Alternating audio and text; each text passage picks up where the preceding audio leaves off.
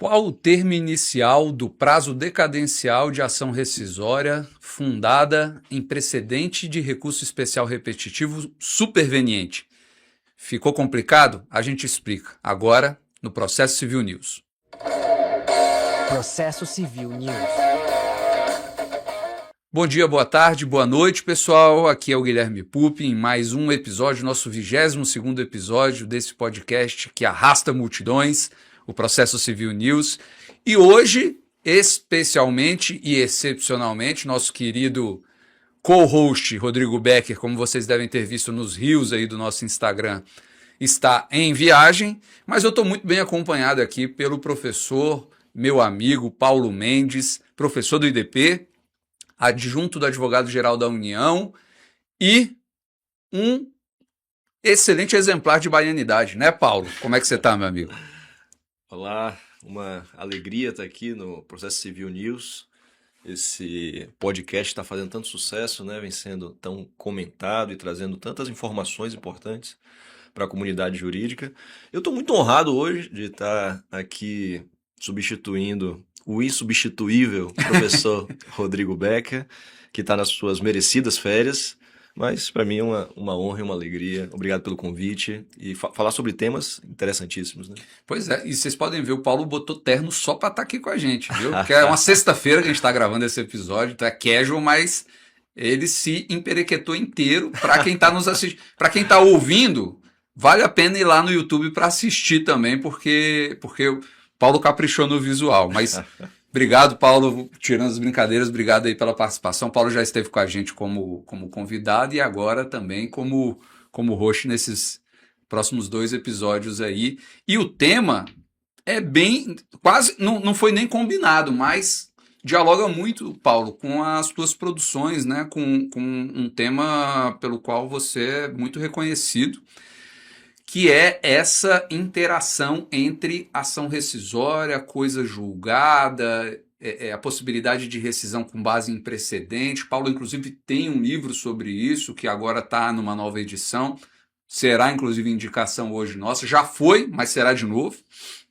E aí veio muito bem a calhar de o Paulo estar aqui com a gente para tratar desse tema. E especificamente, né, Paulo, é um caso do STJ, mas que é ponto de partida para essa discussão, que foi um julgado proferido no agravo interno na ação rescisória, 7.954, relatou o ministro Sérgio Kukina, que foi julgado pela primeira sessão e com a publicação do acórdão em 28 de abril de 2026 e que depois disso trouxe aí alguma repercussão, né, na imprensa especializada, enfim, e não seria diferente no nosso Processo Civil News, né, Paulo?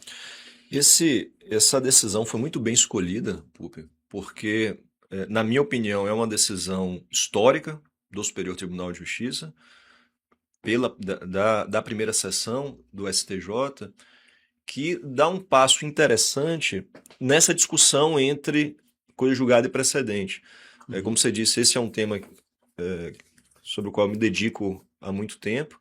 Eu costumo dizer, Pup, que é um dos temas da minha vida, né? Porque eu fui para o Rio Grande do Sul estudar esse assunto com o professor, primeiro Carlos Alberto Alvaro de Oliveira, depois Daniel Mitidiero. Duas referências, né?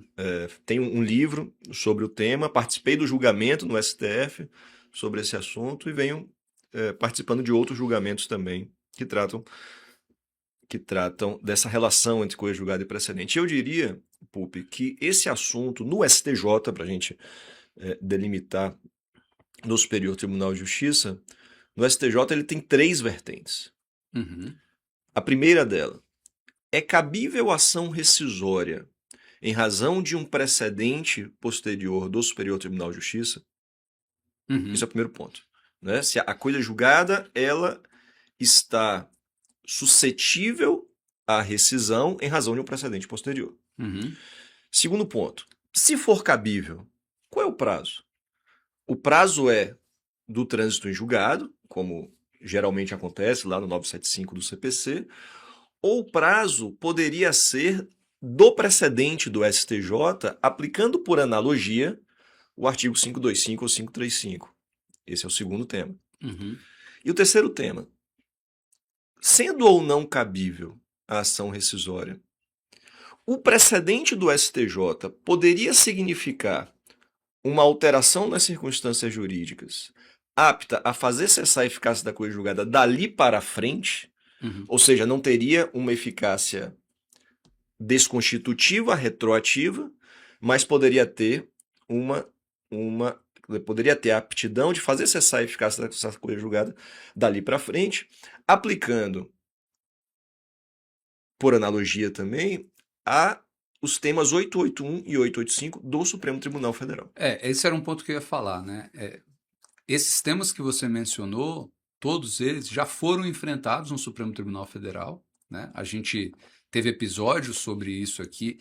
É uma arquitetura que se criou desse tema no Supremo, com várias e várias e várias camadas, que foi algo construído ao longo de vários anos e de vários temas de repercussão geral. Né? Sempre tomando por base precedentes constitucionais. Isso, exatamente. Importante isso porque isso recebeu, inclusive, a rotulagem de coisa julgada inconstitucional, que foi uma das justificativas, inclusive, para se fazer ceder a proteção dada pela própria Constituição à coisa julgada.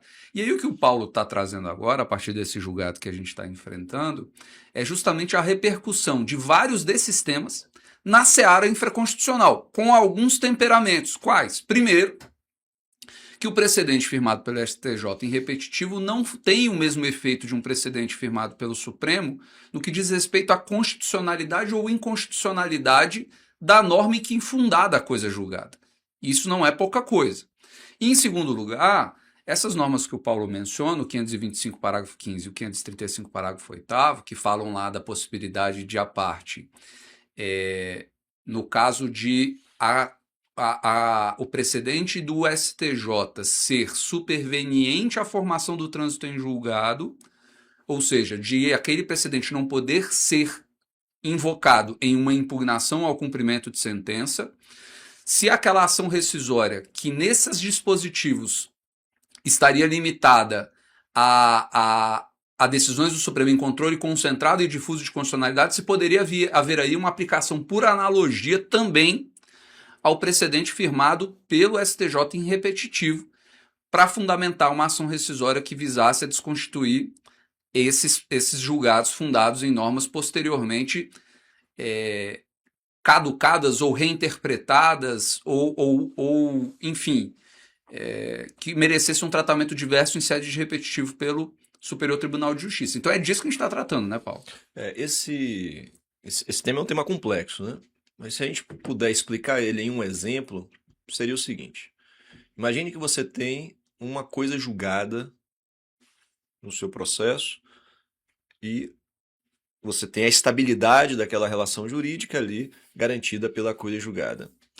Posteriormente, o Superior Tribunal de Justiça pacifica o seu entendimento pela sistemática dos recursos repetitivos em sentido contrário àquela coisa julgada. A pergunta é: eu posso ajuizar uma ação rescisória com base nesse repetitivo do Superior Tribunal de Justiça? E mais, o prazo dessa ação rescisória começaria quando? Começaria do repetitivo ou do trânsito em julgado?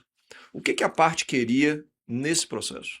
A parte queria utilizar justamente a disciplina dos artigos 525, parágrafo 15 e 535, parágrafo 8º, que, tratando de precedente constitucional, trouxe uma regra inédita no direito brasileiro que se chama, inclusive costumou-se chamar de prazo móvel de ação rescisória.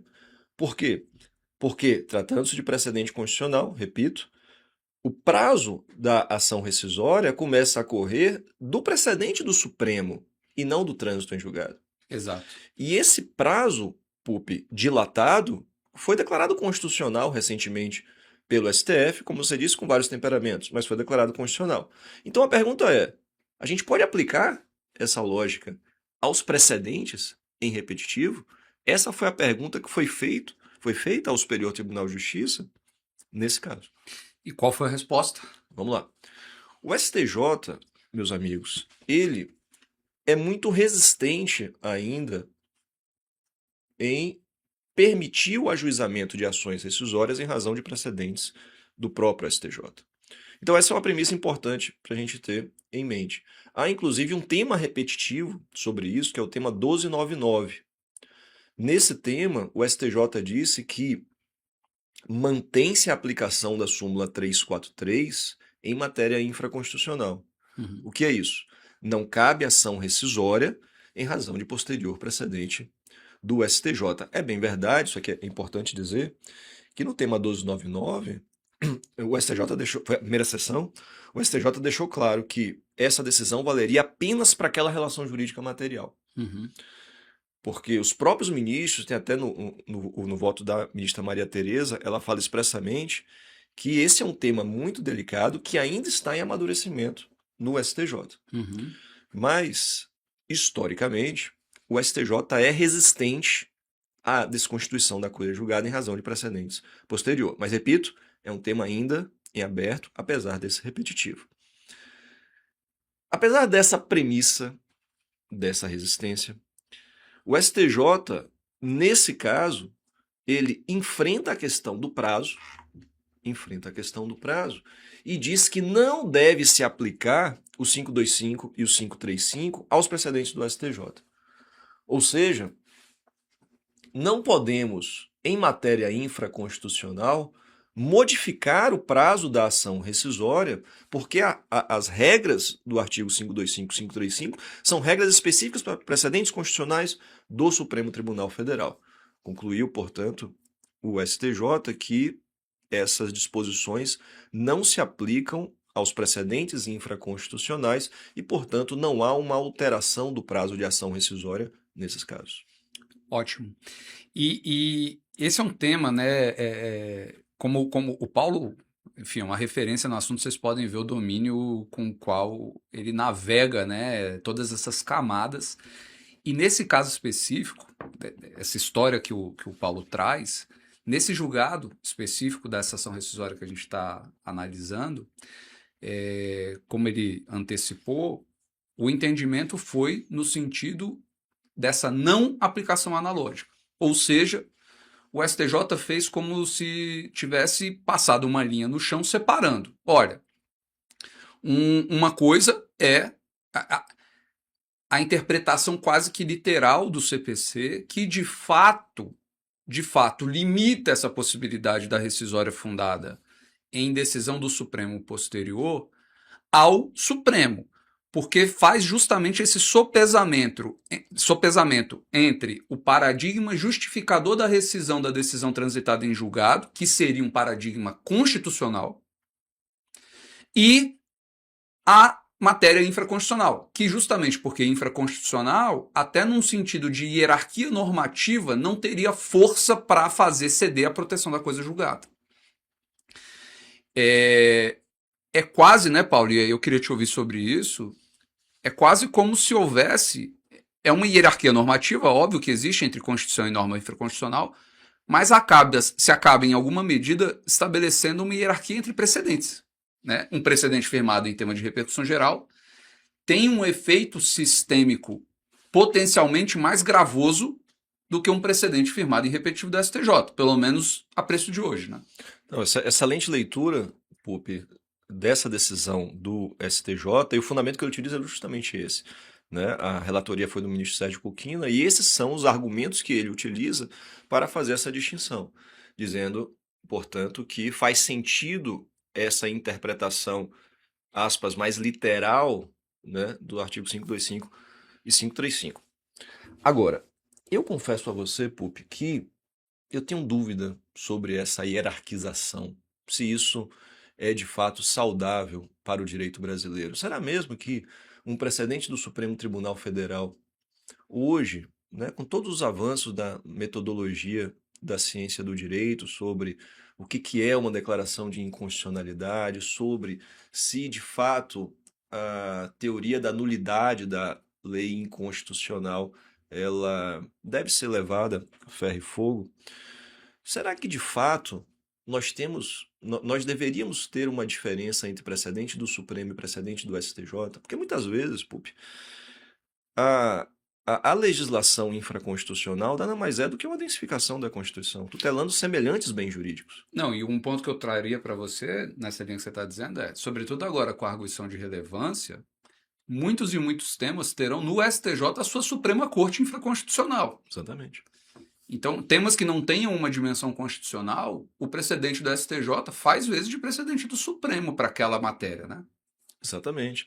Então, eu já trabalho isso nos meus livros há algum tempo, tanto é que no livro Coisa Julgada e Precedente, eu defendo que também o precedente do STJ deve ter a aptidão de fazer cessar a eficácia prospectiva da coisa julgada. Uhum. Então, assim, eu venho refletindo sobre isso, venho debatendo sobre o assunto. De fato, esse foi o fundamento da decisão, mas eu acho que vale a reflexão, né? Uhum. Será que a gente deve fazer essa hierarquização entre precedentes constitucionais e precedentes infraconstitucionais?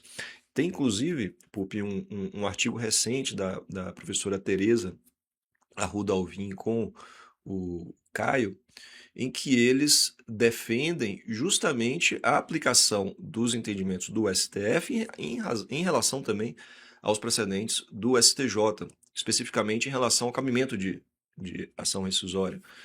E tentando, portanto, aproximar os regimes, né? Não fazendo essa distinção. Eu acho que fica a reflexão importante. Mas eu vou fazer um contraponto aqui para te ouvir. O STJ tem centenas de repetitivos já decididos, né? Você não acha que seria, se a gente, a evolução ou involução desse tema, se o capítulo seguinte desse entendimento for nessa linha que você menciona, a de fazer um paralelismo entre como é no Supremo, com tema de repercussão geral, com ações de controle concentrado, com ações de controle difuso, e o STJ, você não acha que a gente mataria de vez, por assim dizer, a coisa julgada? Porque se para qualquer tema repetitivo subsequente que contrariar decisões judiciais já transitadas em julgado, e a gente tem que lembrar que a legislação infraconstitucional é muito mais ampla do que a Constituição Federal. Então, o potencial numérico de impacto de um repetitivo junto à coisa julgada formada em processos Brasil afora é sensivelmente maior. Você não acha que isso seria talvez um passo a mais em alguma dose de insegurança ou de imprevisibilidade? Essa é uma excelente pergunta, e para responder eu acho que a gente tem que dar um passo atrás. Será que é adequado no nosso ordenamento jurídico, na perspectiva de segurança jurídica processual que nós temos hoje no Brasil, permitir a desconstituição da coisa julgada em razão de precedentes posteriores? Acho que essa é uma pergunta... Que você estende, inclusive, para o Supremo. Exatamente. Essa é uma pergunta que a gente tem que se fazer. Porque tem uma vasta doutrina brasileira, Mitidiero, Marinoni, que dizem que não deve caber ação rescisória. Uhum. Prestigiando a súmula 343. A súmula 343, né, do Supremo, ao meu ver, é um primor. Eu gosto muito da súmula 343, porque ela trabalha justamente com a ideia que se chama de tolerância à interpretação razoável. E você vai gostar disso, que você é um estudioso de teoria da interpretação. Nós sabemos que quando há a formação de um precedente, muitas vezes o que nós temos é a definição do conteúdo normativo do direito vigente, mas não significa necessariamente de uma resposta correta. Uhum. Ou seja, é possível que nós tenhamos antes respostas possíveis e razoáveis. E nem só a resposta correta. Como você e o Flávio Jardim têm falado, respostas, inclusive, provisórias, apesar de precedentes. Exato. Apesar de serem precedentes, são precedentes ainda em lapidação, né? Você usou uma expressão ontem que eu aliás, para quem não sabe, o Paulo Mendes é o rei de batizar, o cara que melhor batiza, mas isso é um talento, porque você sintetiza em expressões, né, em marcas, raciocínios às vezes muito sofisticados. O Paulo falou ontem do tempo fisiológico da formação dos precedentes, né? E tem a ver com o que o professor Flávio Jardim, que esteve aqui conosco outro dia, fala, né? O precedente, muitas vezes, ele não vai trazer essa expectativa que alguns têm a seu respeito, de uma resposta definitiva e acabou, ou que engessasse a aplicação do próprio precedente pelas instâncias posteriores, as instâncias ordinárias. Então, o próprio precedente não é imune a uma lapidação interpretativa à luz de casos concretos posteriormente. Então, quando o Paulo diz o precedente é ali uma resposta possível que não tem a pretensão de ser correta. Óbvio que não, porque como obra humana todas as respostas são falíveis e sujeitas a revisita e eventualmente a aperfeiçoamentos. Isso é do sistema. Agora, essa resposta que nem sequer tem a pretensão de ser correta e que muitas vezes nem sequer é a resposta definitiva ou uma resposta fechada, final.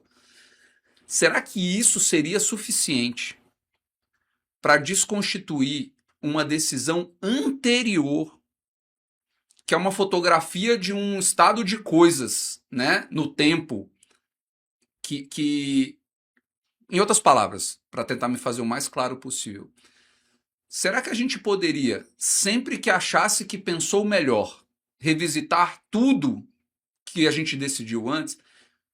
Vamos sair até do direito, vamos pensar isso para a nossa vida, né? A gente não faz isso na nossa vida.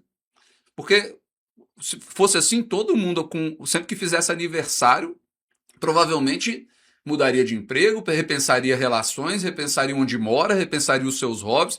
A gente amadurece e vai se tornando mais sábio, pelo menos a maioria das pessoas, quer acreditar. E se a gente fosse simplesmente refazer todo o percurso que a gente... Na verdade, muito do que fez a gente ser o que a gente é quando faz aniversário e se torna sábio, foram inclusive as más decisões do passado, que se incorporam a gente, que a gente precisa honrar e não tem como voltar atrás. Então, será que essa resposta, que não tem pretensão de ser correta e muitas vezes nem sequer uma visão definitiva sobre a aplicação do próprio precedente, seria suficiente para desconstituir algo que é o retrato fiel de um estado de coisas anterior? Puper, excelente reflexão. E aí, trazendo isso para a teoria da interpretação e da necessidade da gente conferir segurança jurídica às relações sociais, eu diria que será que toda coisa julgada no Brasil deve ficar sempre condicionada a eventual e futuro precedente do STJ ou do STF? Quando essas coisas julgadas foram formadas em um período que eu chamo de um período de legítima movimentação interpretativa. Legítima movimentação interpretativa. A divergência jurisprudencial, no mais das vezes, revela interpretações razoáveis e possíveis das disposições normativas brasileiras e que, uma vez formada coisa julgada, ela confere segurança jurídica à pessoa adotando uma interpretação possível, razoável. E só pela circunstância de você ter uma pacificação posterior, nós vamos revisitar todo esse passado, ou seja, a súmula 343, ela acaba conferindo uma boa dose de segurança jurídica a esse momento de movimentação interpretativa. A esse momento em que nós estamos, como você bem lembrou, no tempo fisiológico de formação do precedente, no momento de amadurecimento do direito para que nós tenhamos um precedente legítimo bem formado. Nós não vamos conferir segurança jurídica a esse passado? E outra, né, Paulo? A decisão transitada em julgado, que não é impermeável a um precedente superveniente que vai eventualmente em sentido contrário, esse precedente superveniente que vai em sentido contrário não é menos impermeável a uma revisita ao próprio precedente posteriormente.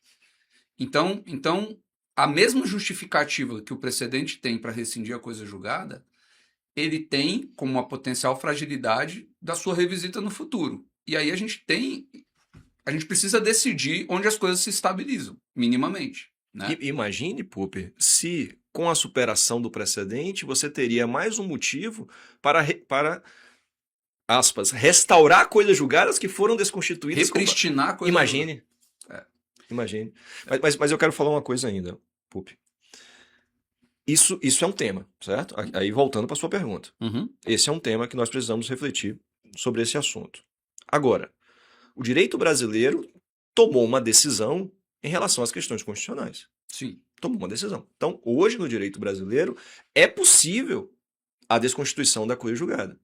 Ou seja, ultrapassou-se toda essa discussão que a gente teve aqui, uma discussão belíssima, por sinal, gostei muito das suas reflexões.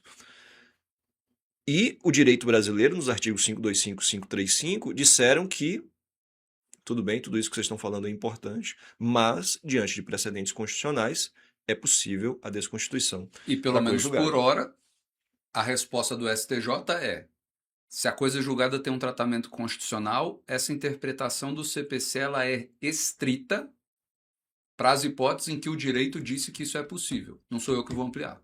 É exatamente isso, porque o Supremo chancelou.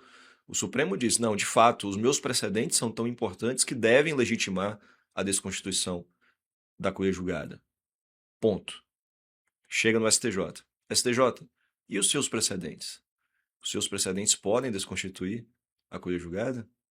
E, como você bem disse, a resposta atual é que não. E foi importante essa resposta porque, fosse ela positiva, o que faltaria para os TJs rescindirem com base em IRDR e IAC, por exemplo? Mas eu volto a dizer algo que eu disse no início, para deixar o nosso ouvinte, né? Não sei se ouvinte, telespectador, espectador, os dois, bem informado. Esse não é um tema ainda decidido com definitividade no STJ, é um tema em aberto no STJ. Como eu disse, a gente tem o tema 1299, que diz que não cabe ação rescisória, mas ele foi bem preocupado em dizer, olha, é só para esse caso. O tema está em amadurecimento no Superior Tribunal de Justiça. Maravilha, Paulo. Muito bom e como o pessoal pôde perceber, se esse é um tema em aberto, a gente poderia ficar falando aqui sobre isso muito ainda, mas a ver as cenas do próximo capítulo e a gente certamente vai acompanhar de perto esse debate que é muito importante. Me permite uma última frase? Óbvio, claro. Tem uma última questão nesse assunto, que é a discussão se o precedente do STJ faz cessar a eficácia da coisa julgada dali para frente. Que é uma discussão diferente dessa que a gente está tendo. Sim. Que é a aplicação dos temas 881 e 885 no STJ. Sobre esse assunto, também ainda em amadurecimento no STJ, eu recomendo a consulta à ação rescisória 6015. Nessa ação rescisória, o STJ, no julgamento da ação rescisória, ele reconheceu que o seu precedente é apto a fazer cessar a eficácia da coisa julgada dali para frente. Mas, volto a dizer, é um tema ainda em amadurecimento. Bacana. Boa. E já que o Paulo já fez uma primeira recomendação, agora a gente vai para a parte do episódio que fala de recomendações e eu não posso deixar de recomendar, como eu havia antecipado, o livro do professor Paulo Mendes, Coisa Julgada e Precedente, que saiu agora com a sua segunda edição pela editora Revista dos Tribunais, tem prefácio do ministro Gilmar Mendes, e é uma obra, como vocês podem atestar do episódio, absolutamente imprescindível para quem estuda o tema, se interessou, quer se aprofundar, e, ao que tudo leva a crer, né, Paulo? Provavelmente daqui a pouco vai ser sucedido por uma terceira edição, uma quarta edição, mas já é um clássico, merece a leitura de todos. Tem alguma indicação, Paulo? Tenho. Eu agradeço muito a indicação do meu livro. É um livro pelo qual eu tenho muito carinho, um dos livros da minha vida. E a minha indicação não poderia deixar de ser numa obra publicada essa semana ou semana passada, que é a obra do professor Guilherme Pupi, que se chama Jurisdição Constitucional Líquida e Consequencialismo Democrático. Esse é o segundo livro, ao meu ver, disruptivo do professor Pupi. O primeiro livro, que é O Direito em Suas Entranhas, que é um livro espetacular sobre discricionariedade judicial. E esse novo livro do professor Pupi trabalha justamente com a função do nosso Supremo Tribunal Federal diante dos desafios que ele enfrentou em tempos recentes. Então, livraço, recentemente publicado, fica a dica. Bom, obrigado. Bom, assim, recomendações recíprocas que ninguém fala de si mesmo, mas não foi combinado, gente. Enfim, vamos colocar aí na tela a imagem. Fica a recomendação do Processo Civil News. E agora a parte dos abraços. Eu tenho 2 abraços para mandar, Paulo. Primeiro para os amigos e amigas da FUNCEF, do jurídico da FUNCEF. Eu estive lá com um bate-papo muito bacana essa semana. A Carol, coordenadora jurídica, o Bento Macedo, um amigo querido, fizeram um convite. Chegando lá, eu pude reencontrar vários alunos, alunas. Foi um bate-papo muito legal. E prometi que ia mandar abraço. Tá mandado um abraço. E um abraço também para o Fábio César, advogado tributarista, egresso da UNB, que, enfim, teve a gentileza aí de vir nos fazer uma visita aqui na gravação do podcast. E tá registrado o abraço. Tem abraço para mandar, Paulo? Olha, o meu abraço, que é seu também, com certeza, é pro nosso querido Rodrigo Becker, né? Tá bem lá, tá bebendo vinho nacional na Europa.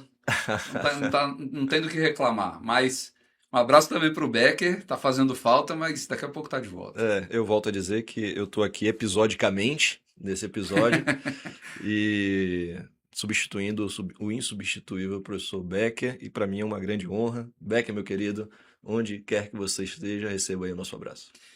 É isso, pessoal. Nos siga, compartilhe, comente para mais sobre processo civil. E por hoje é só. Um abraço forte.